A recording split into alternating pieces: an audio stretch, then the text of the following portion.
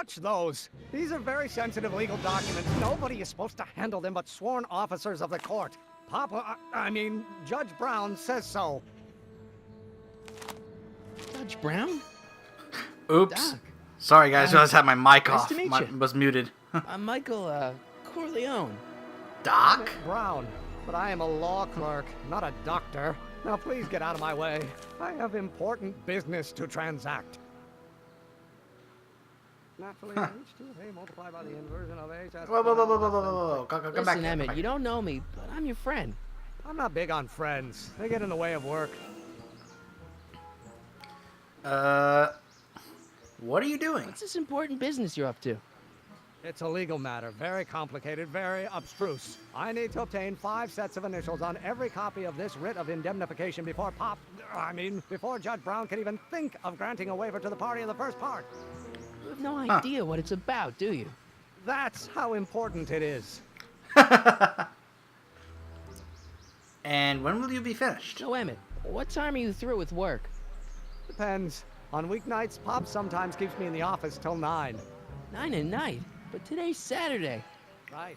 So I probably won't get off before 10. Huh. Wow, that's some work schedule.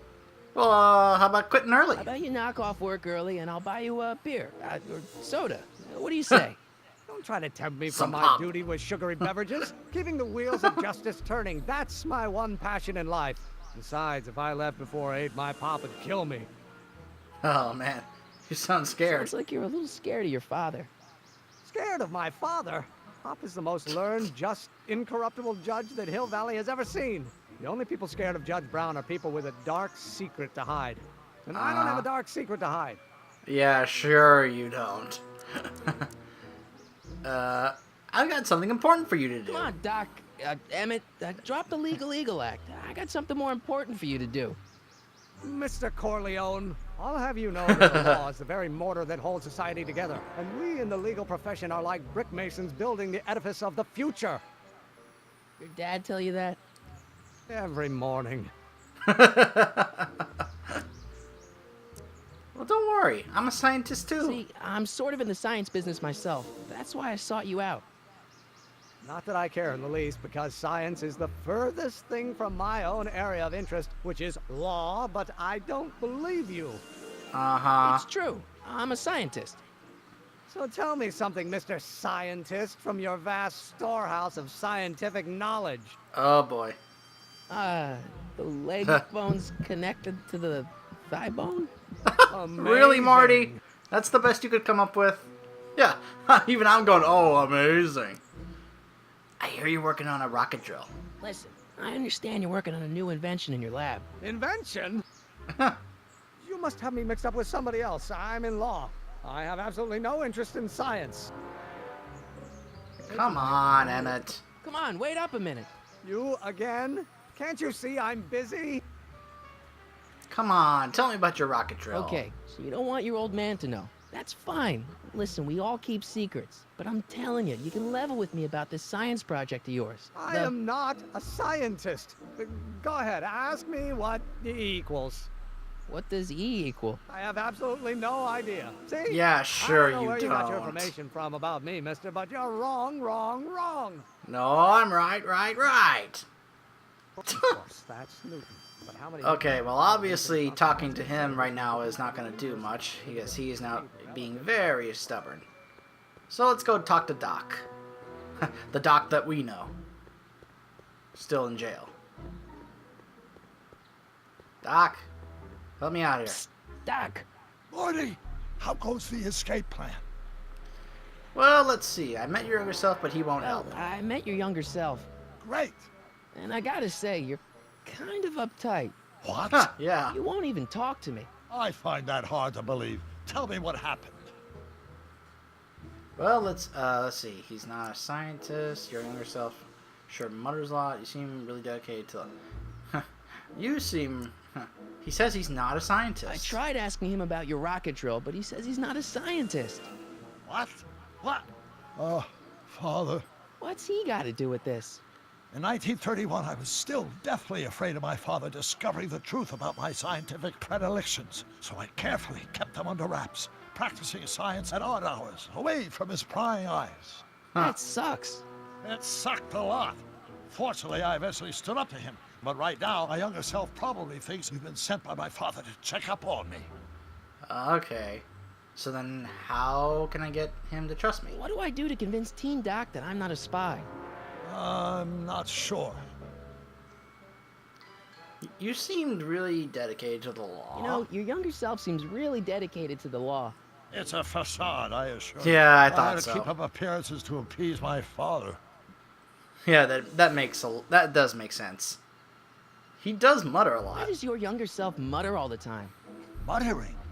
Why would I be muttering? I never mutter unless...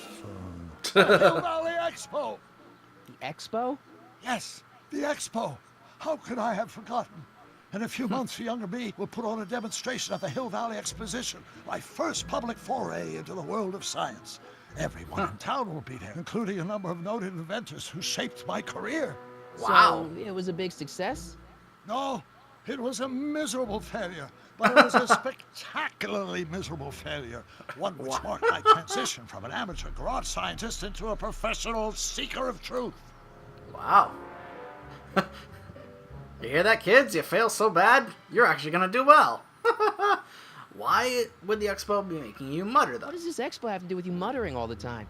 When I was younger, I used to relieve stress by working on complex mathematical conundrums. No doubt my younger self is working on some impossible problem in an attempt to work off cerebral steam in the weeks before the exposition. What was I muttering about? I don't know. H to the something with an inverse of something Yeah, else. some I'm not so mathematical good at equation equations. that I have absolutely That's no too bad. clue about I bet because if we I could hate solve math. my younger self's problem, he'd be more inclined to listen to you. Okay. Let's talk about your younger self's problems later. Okay, Oh. but don't forget, we're on a bit of a deadline here. Yeah, I know. I don't know if you quickly saw that, but in the background you could see him exiting the courthouse. Okay, so now it took me a little while to figure this out, but there's a way to. But the way you pull this off, you see him coming up here, is you go to your inventory. Huh? The Brown Residence phone number. You pick the tape recorder, and then you pick Emmett. And record. So you Think, record what he's Emmett, saying. Think. H to the A multiplied by the inverse of A. H to the A multiplied by the inverse of A. Some equation he can't figure out. I'm doing nothing. Absolutely nothing. Okay, so now let's take this recording to Doc. See if he can figure it out and help us convince him. Convince Emmett, I mean. This gets kind of this does get kind of confusing. Which Doc are we talking about? Which Emmett? Doc and Emmett, I guess. Doc, I recorded the muttering. So, Doc, does this ring a bell? Oh, think, Emmett, think. H to the A multiplied by the inverse of A. H to the A multiplied by the inverse of A. Good grief! Is that me? I sound so... Young? I was going to say intense. I forgot how wound up I used to get. Yeah, but what are you muttering about? Oh, that's easy. It's Ivanhoe's conundrum. Just tell my younger self that H equals the Hamiltonian operator. Won't giving him the answer mess up the Okay. time stream? Only if it turns out that reality is actually nothing more than a holographic illusion created by the interplay of subatomic particles on a vast two-dimensional membrane. I'm sorry, you it'll lost me be at fine. illusion. I'm sorry, Doc, you lost me at Hang in illusion. there, Doc. I have no idea what you just said. As I said, I don't like math. Well, there's Emmett again, coming out of the courthouse. So now, let's go over there and tell him the answer to the equation he's trying to figure out. Will you just give me a chance? Harassment's a federal crime, Mr. Corleone. So that Mr. Corleone. Alright, let's Maybe give him the H equals answer. the Hamiltonian operator. What did you just say? Whoa. I said maybe H Whoa, equals it glitched the- out on me there. Hamiltonian operator. Yeah. He disappeared. Great Scott! If Oh, H no. is a Hamiltonian, then H to the A Oh, there he multiplied by is. the inverse of H can Phew. only be the same as the expectation value for A. That's it! That's the solution to Ivanov's conundrum. Wow, The that problem was I've been crazy. wrestling with in That's my never head happened to me all before. week. It glitched out. He Sure you would've disappeared and figured became it out by invisible. yourself in a day or Wow. two. The way you figured out how to build that rocket-powered drill. Where did you learn so much about science? Science, he says. It can't be a secret. I'm from the planet Vulcan. The sensible answer would be I read a lot of Jules Well, Verne. it's like this. You know about my rocket power drill? Then there can only be one explanation. Really? You're from the patent office. I confess I What? didn't quite know what to expect when I sent the paperwork, but I never expected this. Welcome! I'm at your service. What can I do for you? Gee, I really, really need your rocket drill. Can I see your rocket-powered drill? Of course, of course. Naturally, it's just a scale model, but it's nearly operational. I can show it to you, say, first thing in the morning. I'd prefer... I need it tonight. I need it fully operational. Nah, that's no good. I need to see a full-size model. That's fully operational. Tonight. Otherwise, we'll have to award the patent to a competing inventor, Dr. McCoy. It can't be done. I mean, it might be possible to construct a full-size working model in that time frame, but I haven't got the main ingredient for the fuel. I'll get it for you. Which What is would it? be what? 190 proof grain alcohol. And you know Alcohol? how difficult it is to get a hold of alcohol these days. Especially now that someone's blown up the speakeasy. And besides, there's no way I can get off work until I've delivered the subpoena. Part of the investigation into the business affairs of Kid Tannen. Is it vitally important you see that rocket power drill today? Yes. Is it vitally important you deliver that subpoena today? Yes! Listen, I'll help you deliver it, and I'll see to it you get the alcohol you need. It'll help you get that drill finished by tonight. Deal? Deal. Here's the subpoena. And who's it for? Arthur McFly? Oh, Subpoena man. Grandpa?